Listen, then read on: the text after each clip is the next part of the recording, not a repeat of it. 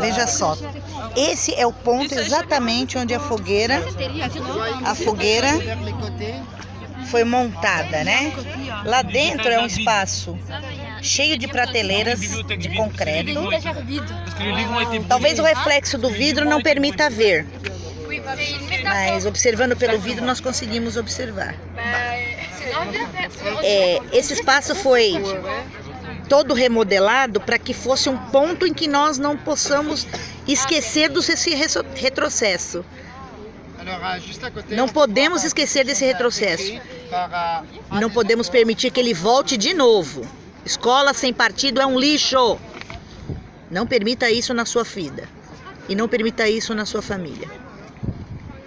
O mundo inteiro vem até aqui, filma, fotografa. Isso aqui ninguém pode esquecer. Talvez não dê para ver como é lá por dentro. Que é uma placa de vidro de grande espessura. Escola sem partido é um lixo.